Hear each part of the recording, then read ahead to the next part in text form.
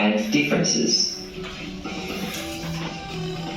We might note some similarities such as both animals have 4 legs, they're both found in Africa, and both are mammals. As for differences, zebras are black and white, lions are a yellowy gold. Zebras migrate, lions don't. Lions eat meat, they're carnivores, while zebras eat plants, they're herbivores. We can use the term comparing more broadly to refer to finding both similarities and differences. Authors often compare and contrast ideas and subjects within texts, and it's our job to make sense of the comparisons they've made. Identifying signal words within texts makes comparing easier. Let's have a look at some words that authors use to compare and contrast. These words or phrases are used to compare, in other words, to highlight similarities. Also, to, similar, both, alike, same, similarly, in the same way. For example, lions and zebras are alike in that they are mammals. These words or phrases are used to contrast, that is, to highlight differences. But, different, differ, in contrast, whereas, on the other hand, however. For example, zebras are herbivores, whereas lions are carnivores. Here is a text comparing 2 video game systems, the GameStation 4 and the Pocket Play. Can you see any compare and contrast signal words? Pause here while you look. Here's one. The word unlike tells us the author is identifying a difference. Can you see which difference the author is referring to? But first we have group 1. Who is your representative? Group 1. Miss Adama. Who is your outcome here?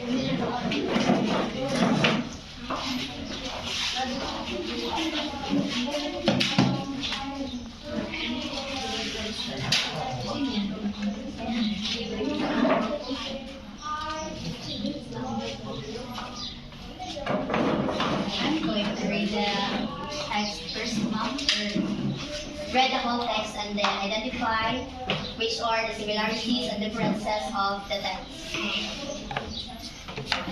Here are text. Basketball and soccer are both beloved sports, each requiring skill and teamwork. Likewise, both offer thrilling action and strategic play. However, basketball focuses on scoring through shooting on a similar court, while soccer emphasizes goals in a larger field.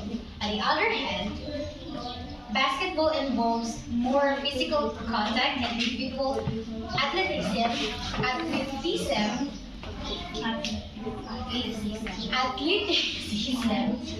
while soccer demands tactical awareness and precise. So the similarities are compared. This text is we have both, likewise, and then the contrast is however one and the other hand. How about the last one? Very good. Let us give group 1 a very good clap. Do you know how to do very good clap? No, ma'am. It goes like this. 1, 2, 3, 1, 2, 3. Very good. 1, 2, 3, 1, 2, 3. Very good. How about the group 2?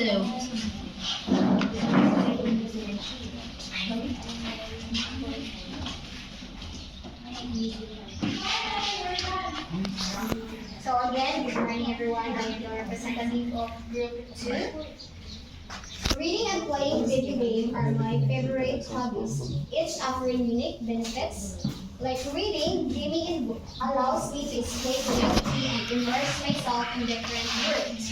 Even though it is more passive, it allows me to explore new perspectives and learn, while gaming provides an active interactive experience. In contrast, reading offers a solitary focus on thoughts and emotions, while gaming is more stimulating and fast-paced. So the signal words that shows similarities on our paragraph is only the word like, which shows the common characteristic of reading and playing the game. And the signal words even though, while, and contrast, and while are the words that shows differences of reading and playing the game. That's Very good. Let's give another clap for group 2. Very good clap. 1, 2, 3, go. Very good. Alright, let's check your activity. Let us have first the group 1. What are the words that being encircled in this paragraph? Both, likewise, both. Both. Do you think that these signal words shows comparison between basketball and soccer? Yes, ma'am. Good. How about those words that being underlined? What are those words? However, while, on the other hand, and while. Do you think that these signal words shows differences of two things, which is basketball and soccer? Yes, ma'am. Good. So group 1 got 1, 2, 3, 4, 5, 6, 7. 7 points. Let's move on to the group 2. What are the words that being encircled in this text? Like. Is this check? Yes. Are you sure? Yes. Very good. What are those words that being underlined in this text? Even though, while, in contrast, and while. Do you think that this single word shows differences of two things? Yes, Good. You have 1, 2, 3, 4, 5 points. So the winner of this activity is both of you. Congrats, everyone. Please choose a representative to come here in front and paste your gold ribbon to your respective scoring board. Group 1, where is the representative of the group 1? Aga, ma'am. Double time, class. Wow.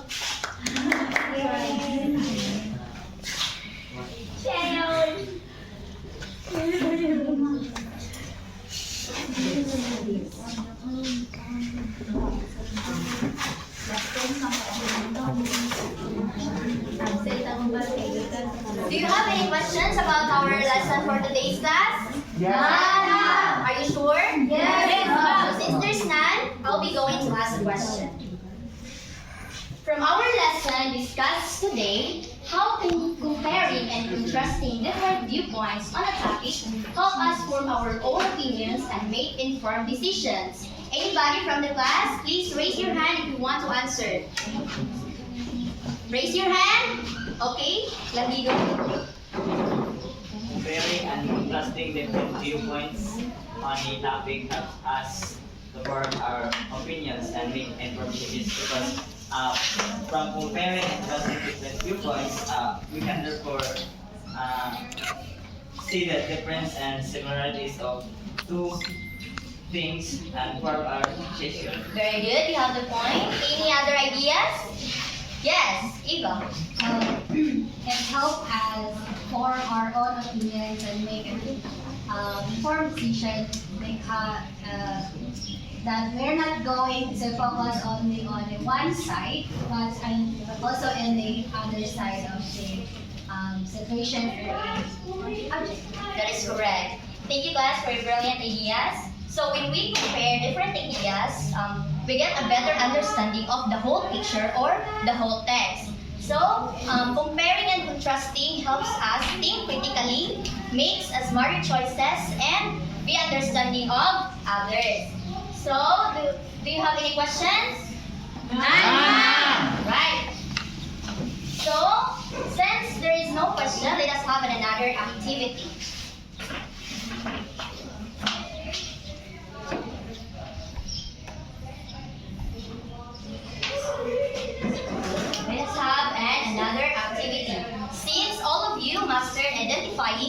recognizing the value of comparing and contrasting similar information, look at here at the Venn diagram. All you have to do is to put the similarities and differences of the Venn diagram. For the first group, you have book and movie, and the second group is basketball and badminton.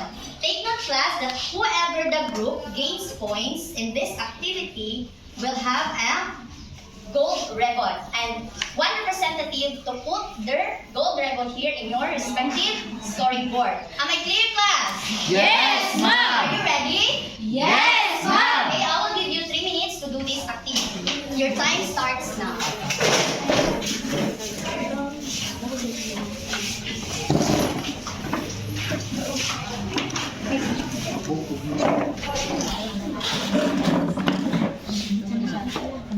Sige na, kana. Written? Ha? Written.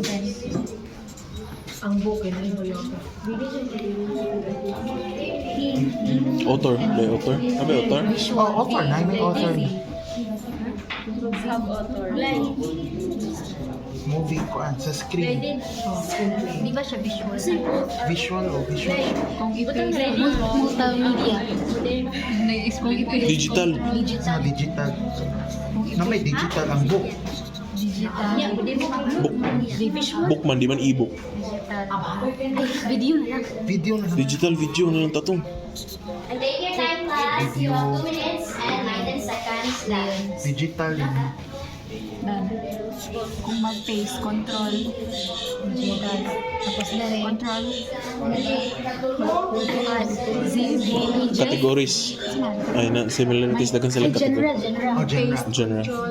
Similar genre. Paste. Heavy. Baby. Buhat din mga libro. Oo. Light. Walang effort.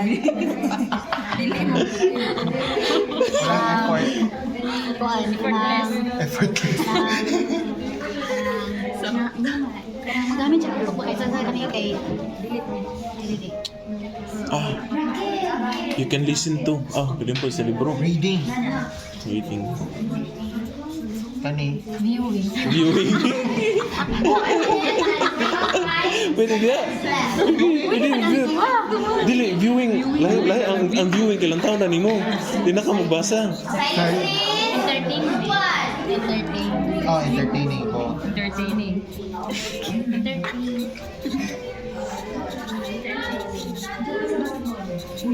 Dayon.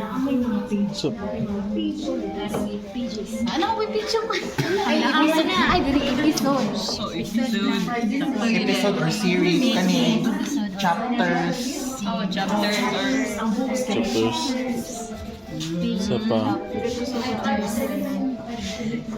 Yeah, through pages. Yeah, no pages. Ah, dili, film.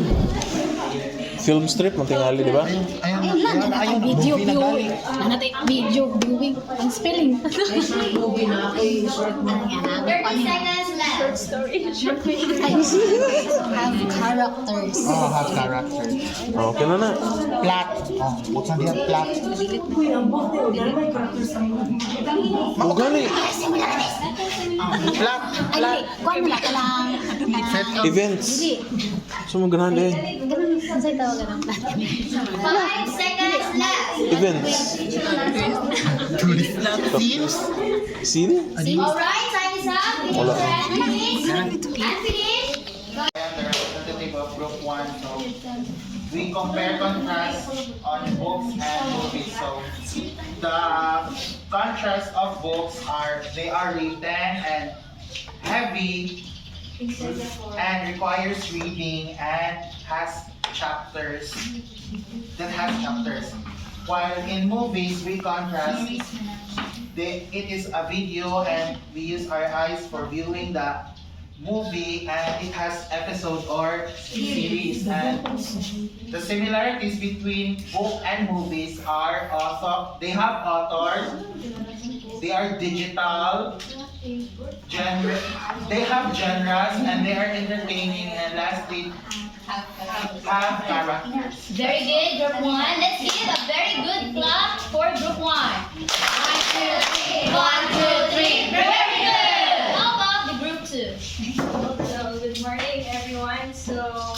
The badminton contains 1 to 2 players, single and double players. So while the basketball, 5 players. And badminton, the badminton using shuttlecock, while the basketball using ball. The badminton using the net, while the basketball using ring. Badminton use racket, while racket. Ngayon, ang basketball, wala sila racket. Then, ang badminton, kay hindi sila magsabsab. While There's while the basketball substitution. So, their similarities are they're both sports, team play, indoor and outdoor game. Very good. Let's give a very good clap for group 2. 1, 2, 3. Very good. Now let's check your activity. Let us first the group 1. We have here book and movie. So their differences is written and what is this? Cross out. Not included. Crush up. Video. Yes. Is this correct? Yes. It shows differences? Yes.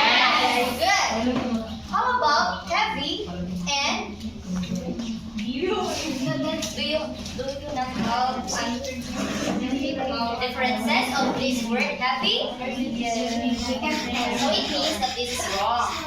Since you haven't have any differences of the word heavy. How about reading and viewing? Yes. Very good.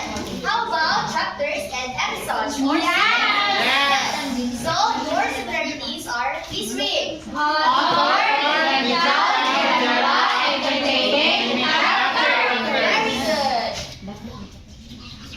So let's count your score. 1, 2, 3, 4, 5, 6, 7, 8, 9, 10, 11. Oh, you got 11 points. How about group 2? You have badminton and basketball. So your differences are 1 to 2 players, while the basketball is 5 players. Is this check or wrong? Check! How about shuttlecock and use ball from the basketball? Yes! How about net and use ball ring? Is this correct? Yes. Very good. Racket and have substitution.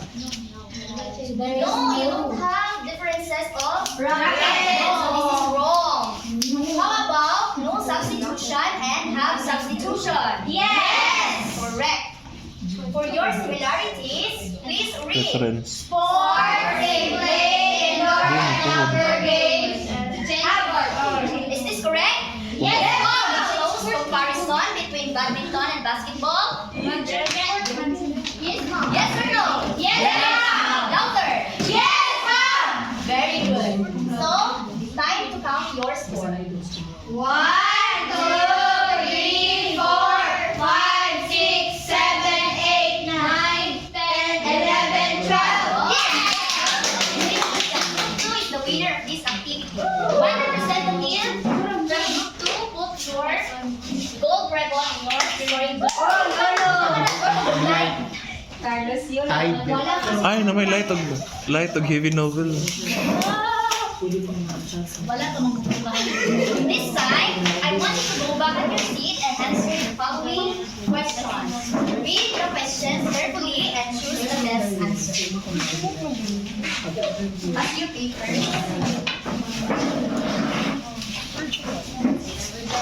I give you 2 minutes to do this activity.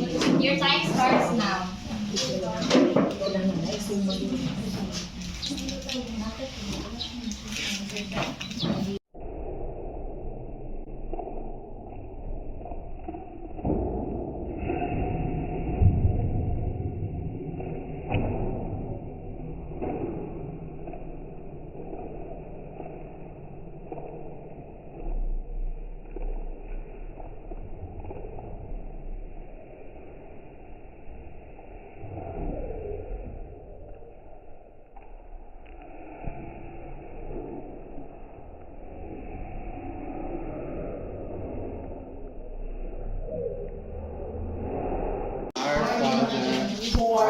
heaven, hallowed be your name. Give us This day our daily bread, and forgive us our sins, as we forgive those who sins against us. Do not bring us to the test, but deliver us from evil. Amen. Good morning, class. Good morning, ma'am. How are you today? We're fine. It's good to know that you are all well this morning. Okay? Before you take your seats, would you please pick up some pieces of paper under your chairs and arrange your chairs properly? And Miss Secretary, who are absent today? Okay, very good. Before anything else, I want you to remember these following rules. For us to be well and organized. When I say listen to me, this is what I meant. L stands for lower your voice because I am only the one who are talking here in front and you are so many there in your chair, so I want you to lower your voice for us to we understand each other. Next, I stands for increase your attention. I want you to focus. During my class discussion, I want you to focus. Okay, S stands for search your goal. So what is your goal in coming to my class? Your purpose or goal here is to pass and proceed to another level. That is why I want you to search your goal. T stands for teach your mind. So what is that? I want you to focus and don't overthink the things that not related to our class. The next one, E, stands for engage in class. So I want you to actively participate during our class discussions or if we have an activity. The last one is never leave your note blank. Is it understandable, right? Yes, Okay. Now, are you willing to listen to me, class? Yes, ma'am. Again, are you willing to listen to me? Yes, ma'am. Okay, very good. Now, who among you here can recall what was our topic that we discussed last meeting? Anyone from the class? Yes? Rafi? Our last discussion, last meeting, ma'am, is about compare and contrast. Ma'am. Okay, who can give me an idea what is compare and contrast? Okay, Aisa. Compare, ma'am, is highlights in a similarities in a two things or person in describing the person or object. While the contrast, it is about the differentiate of two things. Ma'am. Okay, you got it right. Very good. Now, let's have an activity. I have here a picture. So I want you to observe this picture, class. What do you think? What do you think this picture all about? Yes, Aisa. I think the picture is all about they are planning. Planning. They are talking about something. Yes, you have an idea.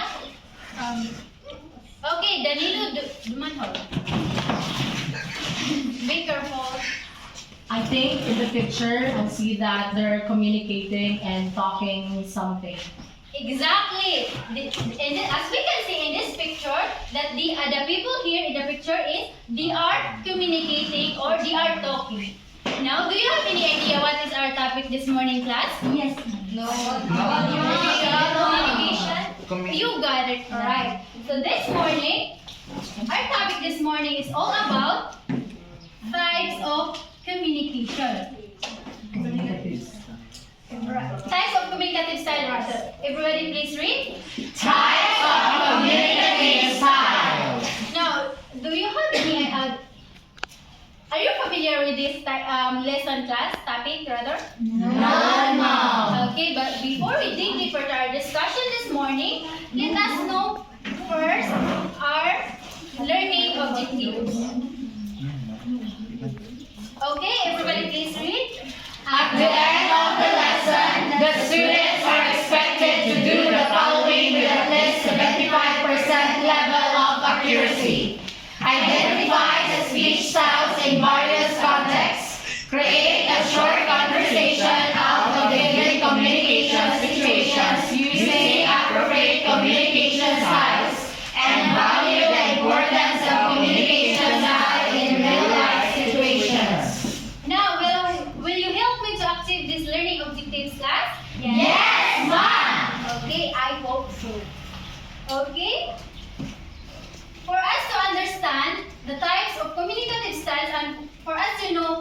the examples or also the definitions, I have here a video presentation. I want you to listen very carefully and take down some information ideas for you to have a guide when we have our exam or quiz.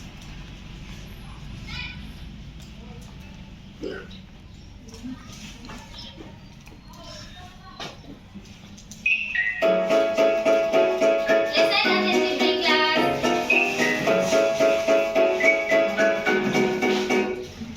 Good day, students.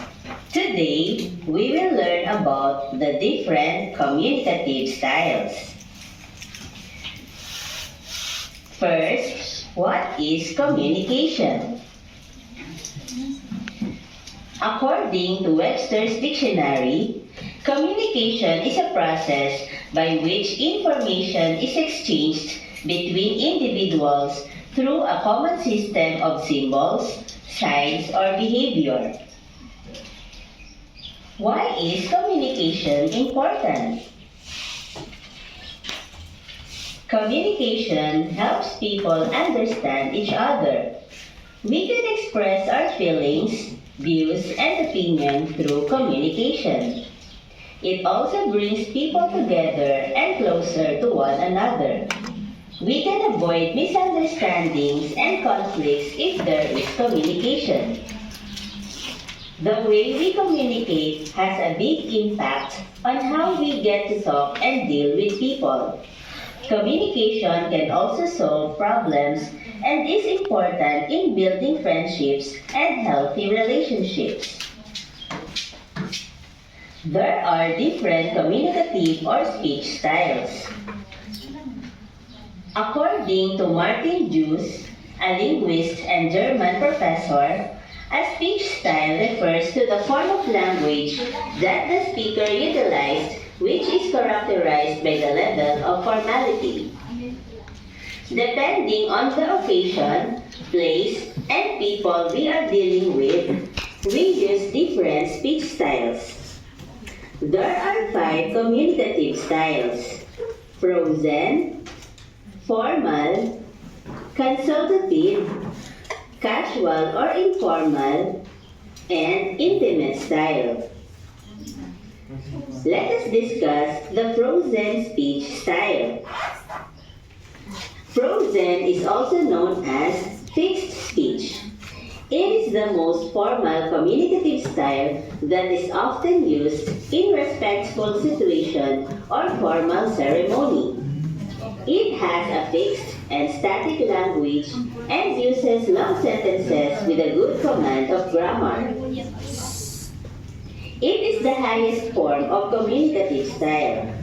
It uses complex grammatical sentence structure and vocabulary that are only known by experts in that field. Here are examples of situations or occasions where frozen speech style is used: pledge of allegiance, taking an oath, holy mass, religious rites and rituals. It can also be used in formal ceremonies like Shakespearean plays, weddings, funerals, and others. Now, let us discuss the formal communicative style.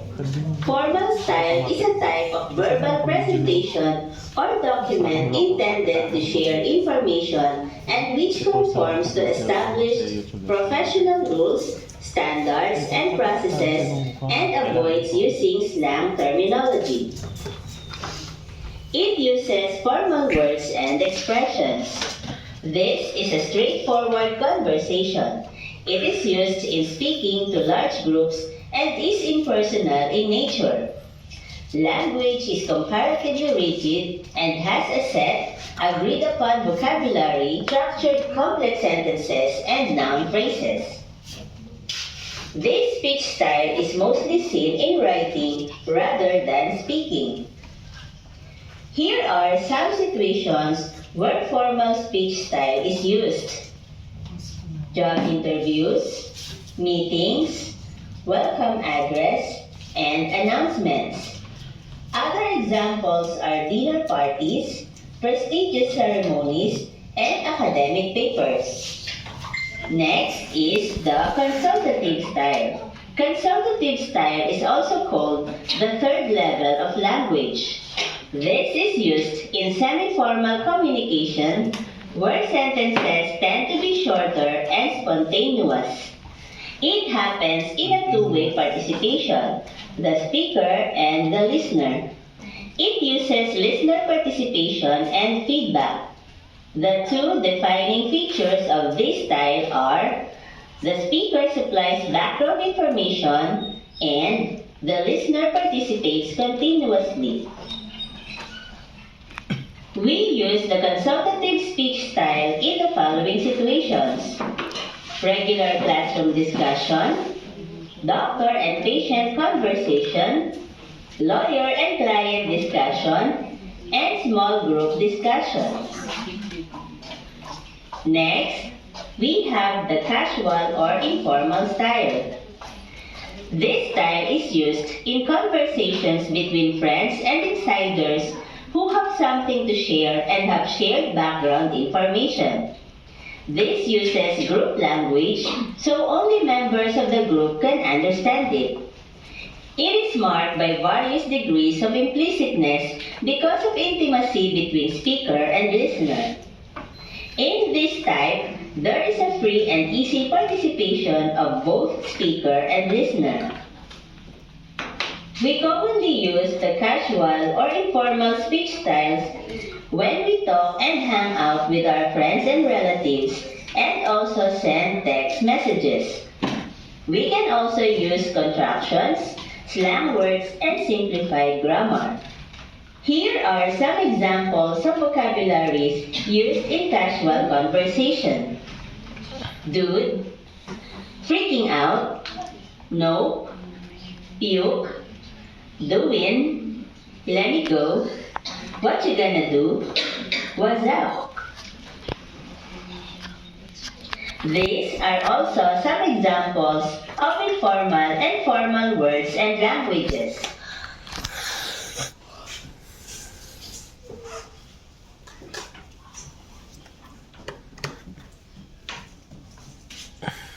Let us now discuss the fifth communicative style, the intimate style.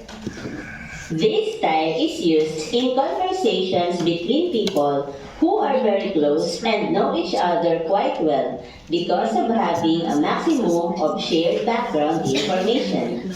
It is characterized by an economy of words with a high incidence of significant nonverbal communication such as gesture, facial expression, eye contact, and so on.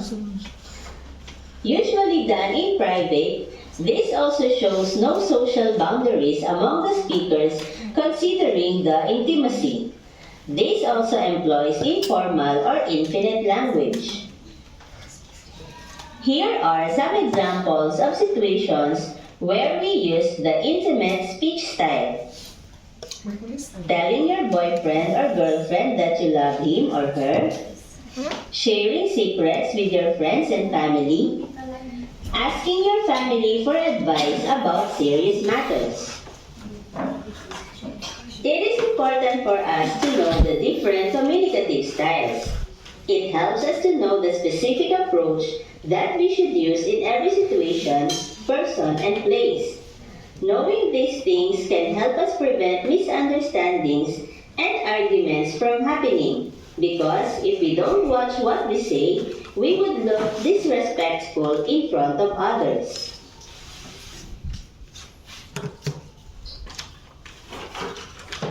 Okay, now, did you take some notes from the video that we presented to class?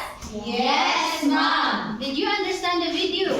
Yes, ma'am. Are you sure? Yes, ma'am. Do you have any questions and clarifications?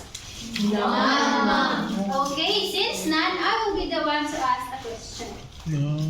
But don't worry, class. If you really listening to the video that we presented here, you can easily answer this question, class.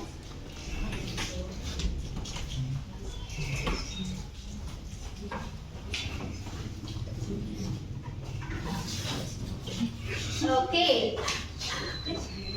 Here is the first question.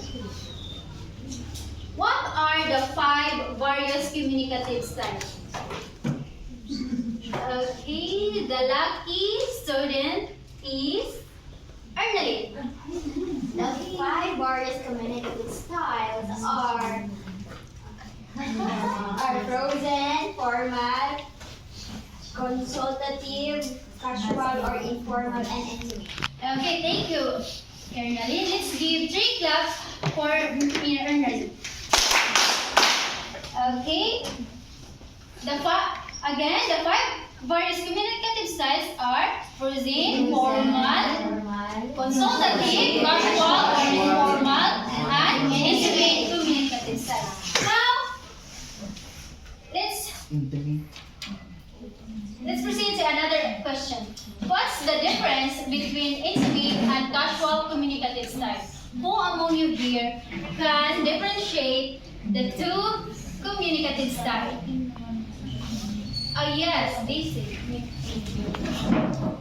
From my perspective, Mom, the difference between intimate and casual communicative style is intimate refers to a conversation of 2 persons which are really close, or you have a conversation that only the 2 of you can really know. And the casual communicative style it is all about a conversation or a communication between your friends or group of people about something that is random. Okay, very good. Let's give 5 claps to Daisy Joy. Okay, the difference between intimate communicative and casual communicative style class, as what Miss Daisy Joy said that intimate intimate used in if you are talking with the people that you know each other very well. While in casual communicative style class, it is used informal language usually used by friends and peers or colleagues. Okay.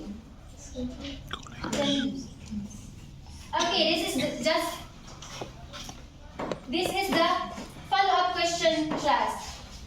Who among you here can differentiate the 3 remaining communicative styles, which are the casual, frozen communicative style, and formal. Who among you here can identify the 3 remaining communicative styles? I guess Danilo Dumanhog is not listening to my class. That is why you are the lucky student.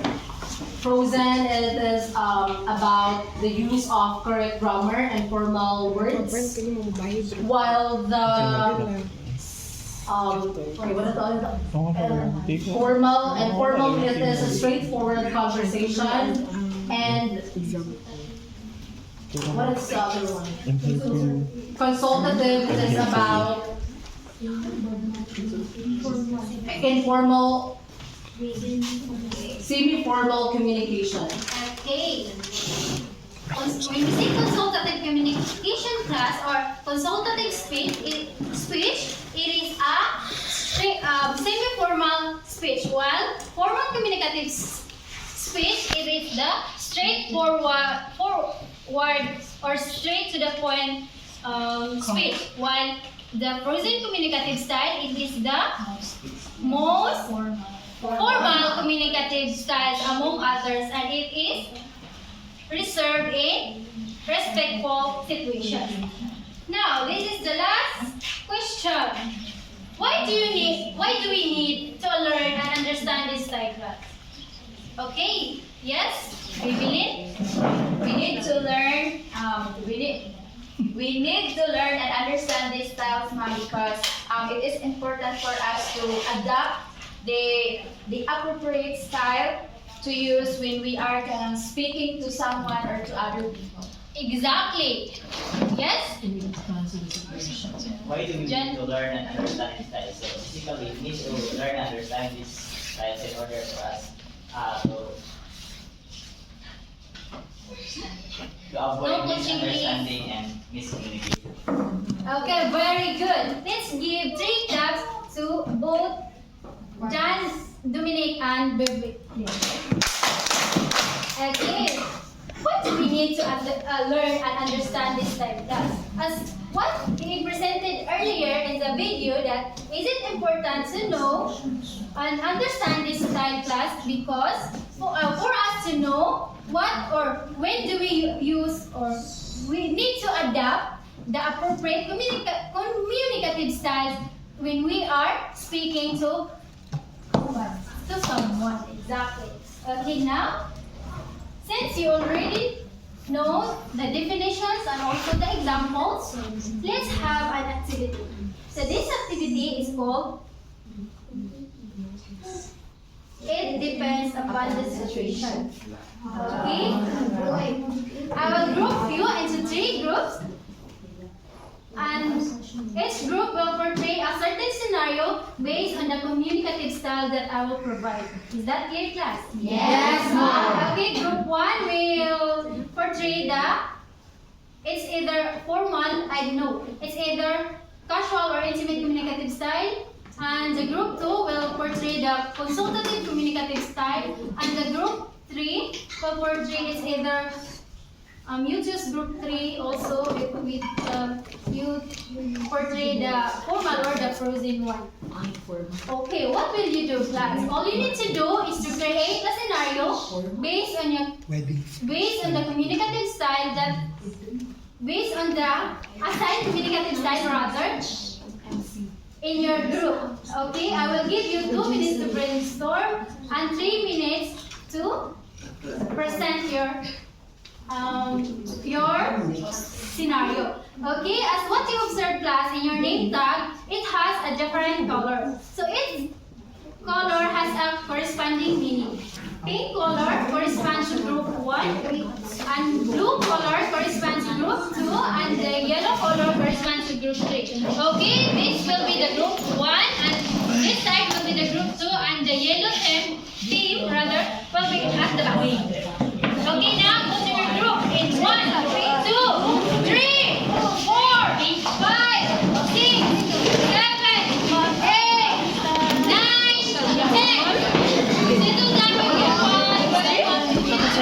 why are you standing? Wait, trap man eh. Spug.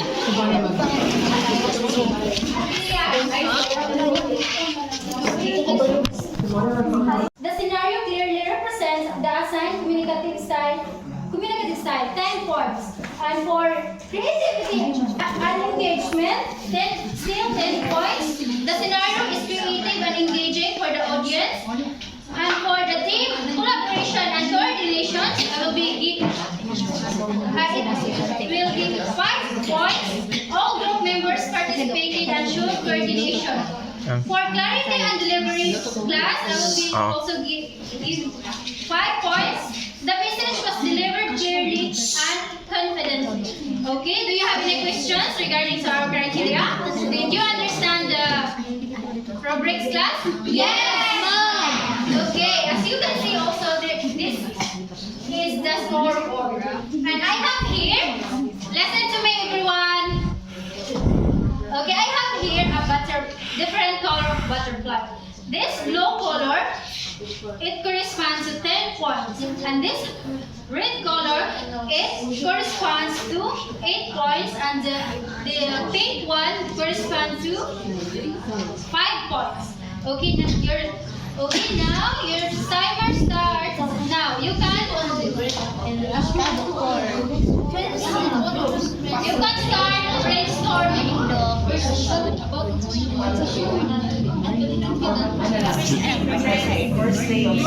Oy, sinyo, may papasyente ay nurse, pasyente, dayon, mama. O doktor, o dili, mama.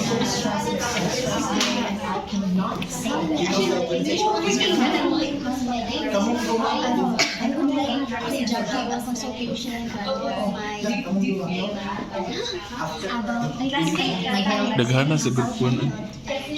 Okay, take your time, class.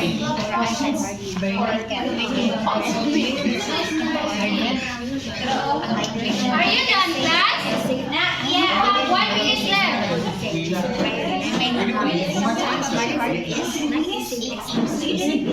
I only give you 2 minutes to brainstorm. Okay, tayo nagisingin up. Okay, time's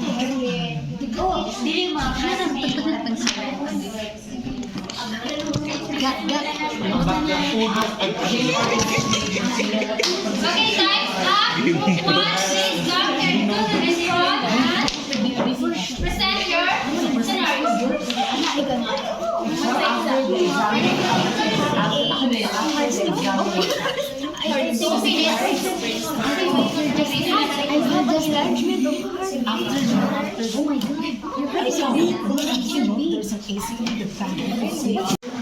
How was your exam, best friend? Oh my god, it's really hard. How about you, Dan? Oh my god, I cannot accept the test today. Oh my god, I think I got perfect, you know. Oh my Yes, because I study hard.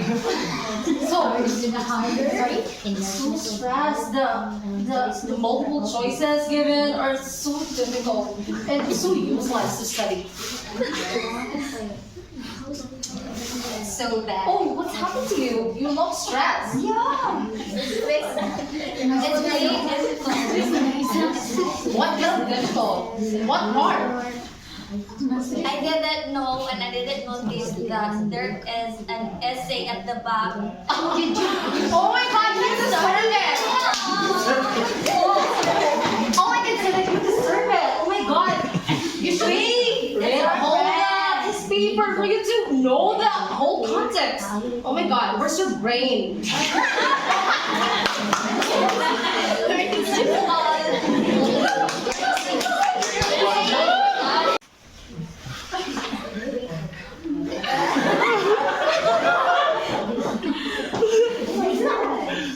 Strap sa bag.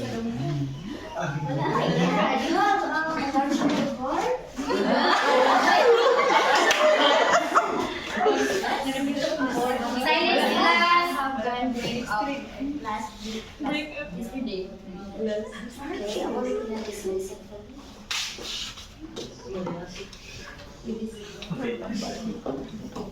And please come back next week for your second term.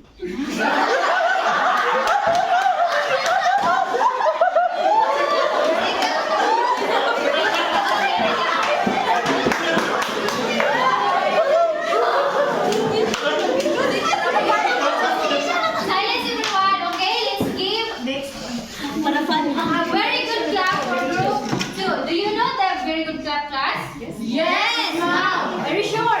Yes, ma'am! Okay, let's give a very good clap for group 2. Very good. Okay, thank you so much. Now let's let us witness. Not good.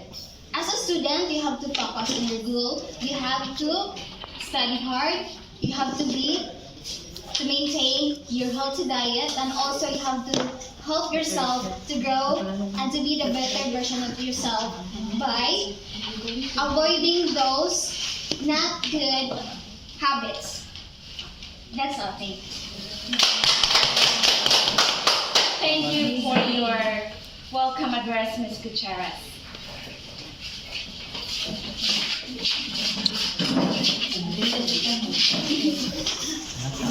That's all. Thank you.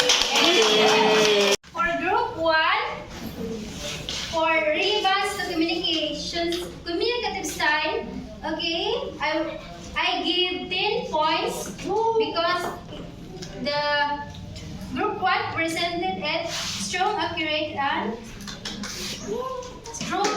accurate. Their specific task.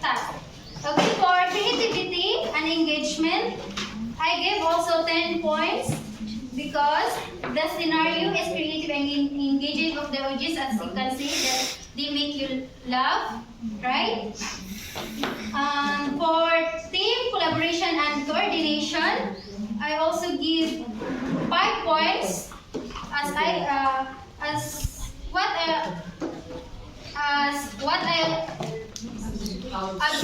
observed earlier that all group members are participating.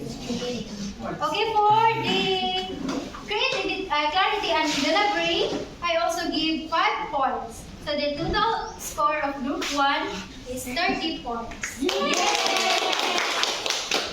Okay, for group 2, for relevance to communicative style, I also give 10 points. And for creativity and engagement, I also give 10 points. And for team collaboration and coordination, I also give 10 points. For clarity and delivery, I give 4 points because as what I observed, your voice is not really good and not Loud. at the back. We can hear it at the back. Okay, for group, the total score of group 2 is 29. For group 3, relevance to communicative styles, I gave 10 points. For creativity and engagement, I also give 10 points. For team collaboration and coordination, I also give 5 points. And for creativity and clarity and delivery, I also give 5 points. The total of 30 points. Each group, please, one representative from the each group to put your Sarah. No, 29. This blue butterflies correspond to 10 points, and this 10 points, and the red one. Blue 10 points. Blue 10 points. Red collaboration. Terkiman ka. So, tulog ka sa Group 1 is about yeah, big blue. Kung ranking kahan, ang style ba? Ay gold ang first, second kay silver, bronze ang third. Tayo man ang group 1 and 3, so doa ka gold, silver ang group 2.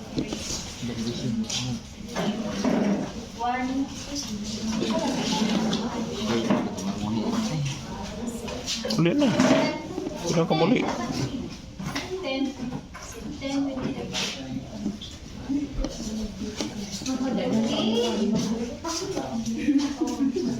Since we still have enough time, let's have a short quiz. So all you need to do is to read and identify, read carefully the direction and answer it Correctly. I will give you 5 minutes to answer.